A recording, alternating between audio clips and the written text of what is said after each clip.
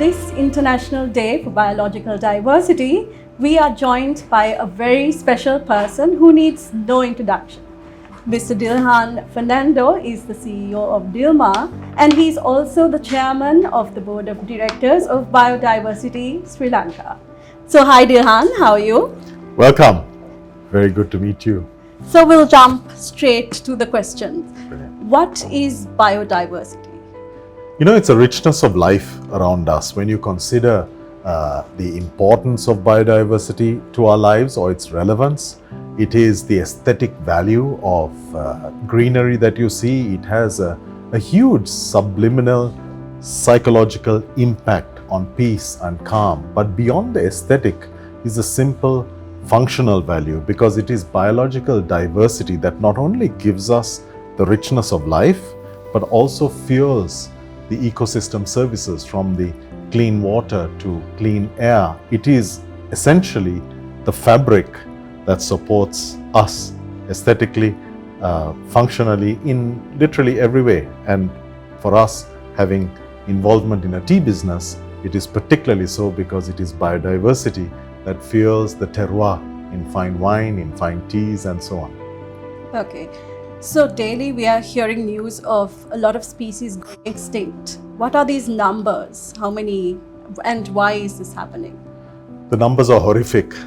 It's estimated at a loss of around 150 species daily, with over 50% lost since 1970, and that's of vertebrates alone. It's tragic because with the loss of these species, not only do you lose the diversity of life, but also we are losing opportunities to study more about life support systems, about medicine, more that we are learning. If you look at aerodynamics, the engineers, however brilliant they are studying nature, for example. When you look at medicines, it is nature that is providing us with clues to medication, and in some cases it is elements in nature that we are replicating or synthesizing to produce medicines. And there is a very real and tangible impact of biodiversity on our support systems.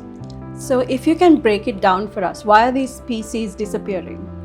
Well, it's simply overconsumption. You have overfishing, you have exploitation of resources, you have mineral exploitation, drilling in the Amazon. You have every day we are seeing horrific figures about deforestation in the Amazon. You have people eating more beef than science advises us is sustainable. We are using the resources of the earth beyond what the earth can carry.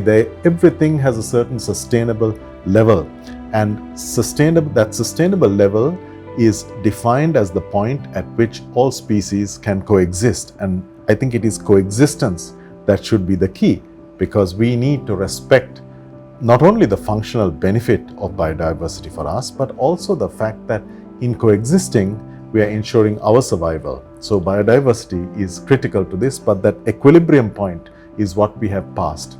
Overconsumption in everywhere, poaching, hunting, deforestation, damaging the ecosystems that sustain biodiversity. Okay. So why is it so important and why is it so worthy of protection? Well, with biodiversity being really the fabric of life, it is providing us with food, it is providing us with medicine. So if you have, for example, a monoculture, typically you will suffer the possibility that monoculture could have pest infestation, etc. If you have a biodiversity with more contemporary, sustainable concepts of, for example, agroforestry, where you respect biodiversity, you go into a more natural environment where you have better biological, natural containment of pests, natural containment of some of the threats to your crops. It's a more natural, sustainable way of coexisting, because in a monoculture, as an example, you will have depletion of soils. You see that in the tea industry here, whereas if you have an agroforestry model, you have better circularity, you have the plants that are nourishing the soil that is nourishing whether it is tea plants or food or flowers or whatever you're growing in it.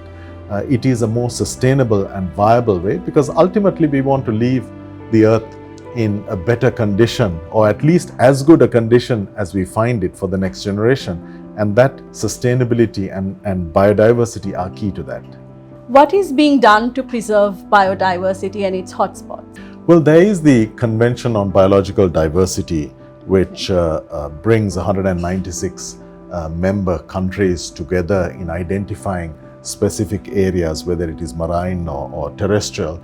And it is an important convention, but the significance of the convention is not in the agreement that is being made at CBD, but rather in its execution. So the execution requires the involvement of every one of us, from individuals to businesses.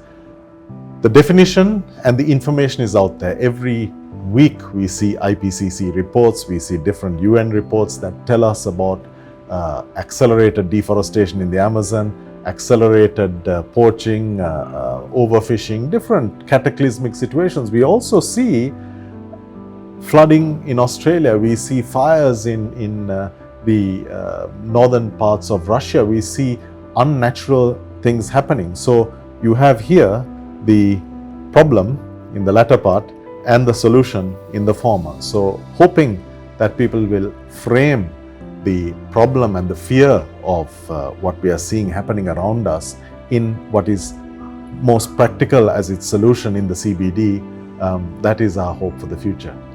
How much do you think it will cost to kind of rescue biodiversity? Well, the estimates are varied from $500 billion to $2.5 trillion. But remember that in protecting biodiversity, we are protecting businesses, we are protecting the aesthetics, we are protecting simply life as we know it. And so the reason why some may balk at that figure and saying, look, $2.25 or $2.5 trillion is the fact that they do not currently ascribe a value to biodiversity. But when you actually try to value biodiversity, value the role of a bee and understand the role of pollination, not only in food production, but also in every other area that contributes to human welfare and human survival, then you get a true picture. That $2.5 trillion is really insignificant when you look at defense expenditure, when you look at subsidies to the fossil fuel industry, all of which are affecting biodiversity negatively. So it needs to be framed in that context. So what can corporates do to help? There's a lot that corporates can do to help. Initially, I think awareness is the most important element to stimulate action. So spreading awareness, help people understand what is biodiversity, what does it mean? The conversations we had, for example, the pharmaceutical companies could help explain how in many cases you have squid, you have fish, you have plants that have been the inspiration or the practical idea, the scientific idea behind certain medicines. Help people understand the value of biodiversity. But beyond that is the tangible action. We need to look at more sustainable business and individual operations so that we arrest overconsumption, so that we arrest some of the unsustainable actions we are doing. So for example, you can talk about people's phones. Phones are so important in life today, but ultimately taking the model from inspired businesses that actually talk about circularity and sustainable living, maybe we don't need to produce a new model every 6 months, and when a new model of iPhone comes out, perhaps we don't need to encourage people to think about the next one, which is what happens. You have the rumors coming out and you create aspirations. So businesses need to be responsible in helping people avoid overconsumption, understand the situation, because being sustainable and protecting biodiversity doesn't mean that we have to compromise anything in our current lives. It actually means the converse. It means that we are going to have richer, more healthy lives, because ultimately better quality of water, better air quality, all of these, plus the simple fact, when you go on holiday, typically you're not going to say, I'm going to go and spend my time in the center of the city. You're going to go to the beautiful rural areas, you're going to go to Kandy, you're going to go to Norelia, etc. You're going to go somewhere where you can appreciate nature. That aesthetic value, particularly at this point when people are suffering such mental health challenges, but also the fact that there is a practical functional benefit. Ultimately, what more do I need to say than plants clean the air that we breathe, mangroves clean the water, they provide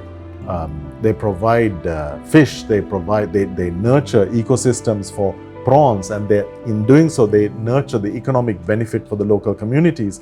There is incredible potential in understanding and in protecting biodiversity because it has a direct benefit on our economic activity but also on our personal health and well-being. So making people aware of that, I think, is critical. So Dilhan, is there anything else you would like to add? Any message you would share with the viewers? Absolutely, yes. On this International Day for Biological Diversity, the theme is a shared future for all. My advice is, let's consider when we buy a new phone, when we want to buy a new car, is it a trend? Is it a fashion? Is it a necessity? Now, if we focus on what we need rather than what we want, we can have a shared future for all. We can leave the world a better place for future generations, but we can also enrich our own lives, our businesses, the livelihoods of the fishermen, the livelihoods of the farmer and the agriculturalist. So it's a very simple principle. Let's live and act sustainably by focusing on a shared future for all. So thank you, Dilhan, for this wonderful chat. You've enlightened us about the importance of biodiversity and how we can all play a part and how corporates can help.